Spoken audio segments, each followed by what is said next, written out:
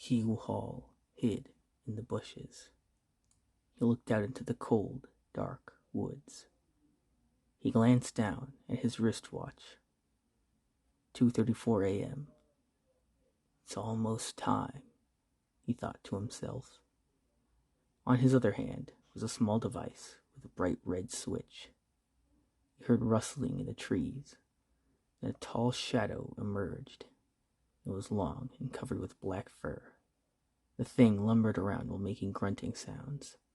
Not yet. Not yet. Now!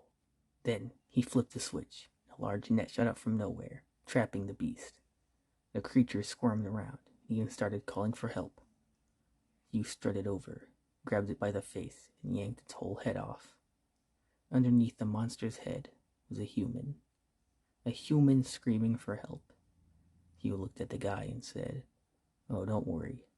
Cops will be here any moment to cut you down." But when I told them all about all those houses you broke into, the man yelled back, "How did you know I would be here?" Hugh pulled out a wallet and threw it on the ground, then said, "Monsters don't carry ID." The man shuffled to check his pockets. He noticed a small hole torn in his pants. Hugh turned and began walking away. Then he called back, "See you around, fake foot." The next morning, Hugh awoke at his desk. Maybe staying up till 2 a.m. wasn't such a good idea, he thought to himself. He sat up and looked at everything laid out. It was covered in unorganized papers. Top of them was a cup of cold coffee. Next to it was a nameplate labeled Private Investigator. More like Paranormal Investigator. He sat back and looked at his watch. 9:30 a.m. Isaac should have been here by now.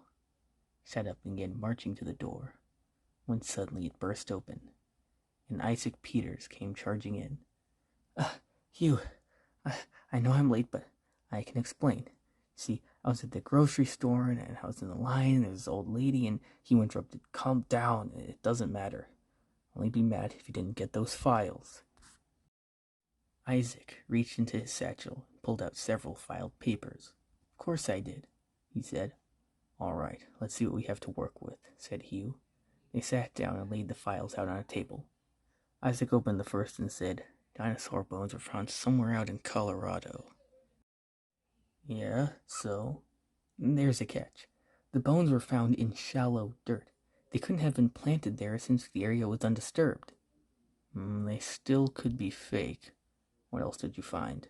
Isaac opened the second file. "Out in Oregon, several dead bodies were found drained completely of blood. Witnesses claimed to see some kind of horned demon in the area." Too mythical. Anything a bit more grounded?" "If you insist." He opened the third and final file. 3 years ago, 4 mangled corpses were found by what was believed to be an old government testing site. A day later, a dozen more were found in a suburban house a few miles away. Till this day, no one knows what really happened.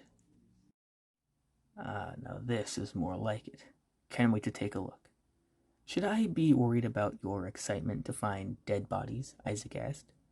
Maybe a little bit," he replied as he grabbed a small blue pouch of salt. "I'll remember to throw this over my shoulder if things get out of hand." "Oh, come on, you don't really believe in that stuff, do you?" Hugh looked at Isaac. "If I didn't believe, I wouldn't have this job." Hugh listened to dead leaves crunch under his feet. He looked around the forest, saw a large fence off in the distance. "That must be it," he thought to himself, while boldly moving closer. He stopped and stared at a sign on the fence. "Caution, biohazard." Hugh grabbed onto the fence and ready to climb it, but then he heard a female voice say, "What are you doing here?" He turned around to see a woman with long red hair, a white lab coat, and glasses. Hugh pulled out his badge and said, "Hugh Hall, private investigator. Hear about an incident that happened a few years back."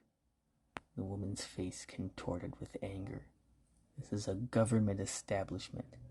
I'm afraid you'll have to take your investigation elsewhere, Mr. Hall." Really now? You aren't doing anything illegal here, are you? The woman grew angrier. I said you weren't allowed here. He stepped back and frowned. Fine, I'll be on my way. He turned around and left the area. Nothing clears suspicion quite like shady government cover-ups. He pulled a phone out of his pocket and called Isaac. Isaac, I need your help. Those bigwigs won't let me in. Well, lucky for you, I did some more digging. That house where all the bodies were found was the home of John Matthews. Everyone linked to him is dead. No friends, family, nothing. Except for his friend Sarah Duffy. She is still alive. Moved to a different town after the tragedy. Sending you her address right now. Thanks, Isaac. You're a big help. Hugh knocked on the door. It slowly creaked open. On the other side was a girl with pale skin and long dark hair. Hello? She nervously whispered. Hello. My name is Hugh Hall. I'm a private investigator.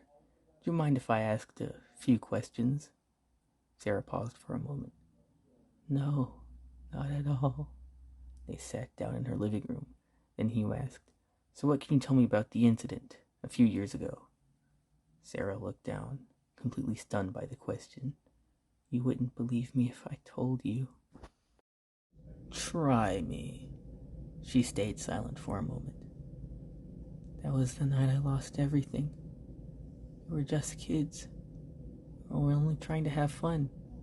But something happened, didn't it? I often wonder if what I saw that night was real. What? What did you see, Sarah? We were by some sort of government facility and, I don't know, something got loose. What? I don't know, but it was relentless. Sarah began to look sick, as if she might pass out. Hugh stood up and said, Calm down. Try to take a breath. That thing killed John. It killed Penny. Tears were streaming down her face. They were my best friends, and when the thing killed them, I just couldn't take it anymore. Hugh tried to calm her down. Sarah, listen, I know you're upset, but please, try to remember. She held a hand against her forehead. I can't. The whole night, it's all one blur. Hugh beckoned her to try harder. Please, I need you to remember. It looked like a girl, but something was wrong. She wasn't human. Not completely. What else do you remember? She was wearing a uniform with a serial number. Serial number, Hugh thought to himself. Sounds like something the government would do. He called Isaac and explained what happened. Isaac revealed he had found new information on the company running this whole scheme. Apparently, they don't only have one facility. I found the location of several others. Something's not adding up, said Hugh. People claim to see monsters all the time. Why is the government going through so much effort to keep these hidden? This might be a lot bigger than we thought, Isaac. For all our sakes, I hope you're wrong. Hugh arrived at the empty facility. Its walls were covered by vines and moss. Let's hope I can find some answers here. He slowly walked inside. It was dark and quiet. The floor was littered with broken glass. There were boxes with burned-up film reels and cabinets with dusty papers. He picked up one of the film reels and closely examined it. It was too damaged to be played, so he put it back and kept looking. He opened a filing cabinet and began reading. Most of the information was redacted, but it seemed to be focused on experiments held at the facility. While reading, Hugh heard a faint noise in the distance. He quickly hid behind the corner of a wall.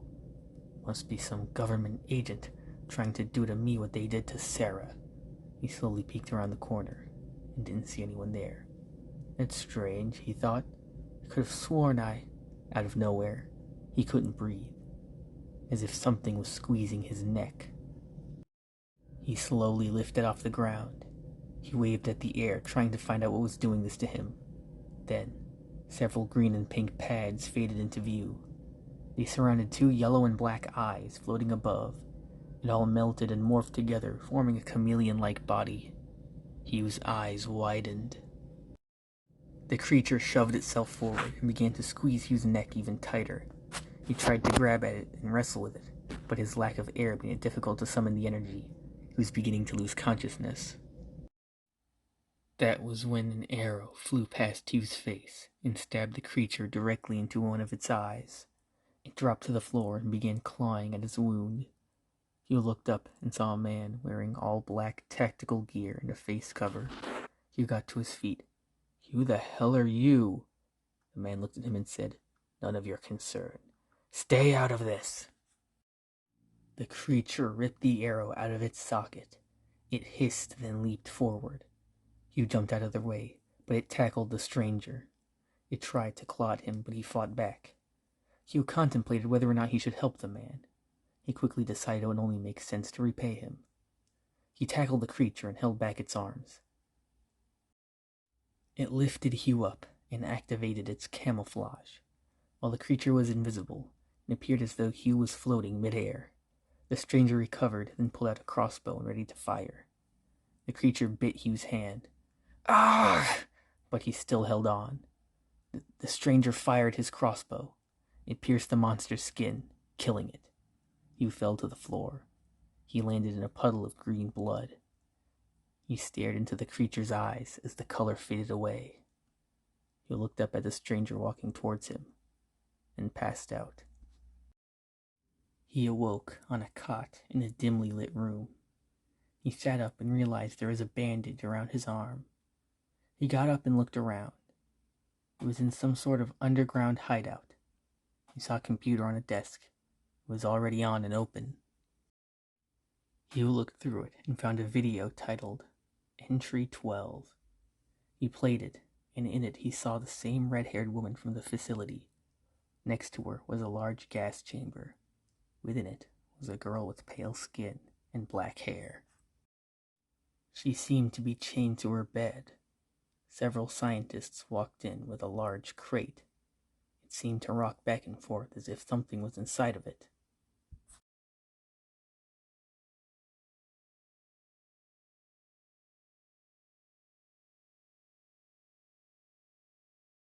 One of the scientists pulled out a syringe filled with a green, glowing fluid. He jammed it into the girl's arm and began to inject the fluid into her veins. She fought back, but it was pointless. Black spikes started growing out of her skin. She started screaming loudly. Her chains snapped like twigs. She began banging on the wall of the glass chamber. It slowly filled with a white fog. The video ended. Hugh couldn't help but notice the strange parallels to Sarah's story. Hugh stepped back from the computer and walked around the desk. His jaw dropped when he saw what was behind it. My God! It was a large bulletin board with photos, newspapers, and blueprints clipped to it. I would be impressed if I wasn't already creeped out.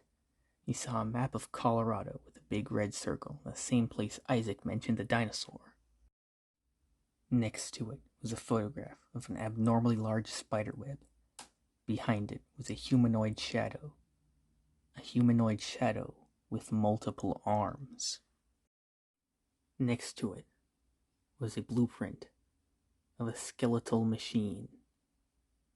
By it was a photograph of two red glowing eyes hiding behind shadowy trees. There was even a photo of Sarah Duffy and the strange girl from the video. Both their photos had red X's drawn over them. What the hell did I just stumble into? Hugh's thoughts were once again interrupted by a voice. Impressed, detective? Hugh rolled around to see a man with body armor and a scar on his face looking at him. My name is Adrian. I'm ex-military, and I hunt monsters.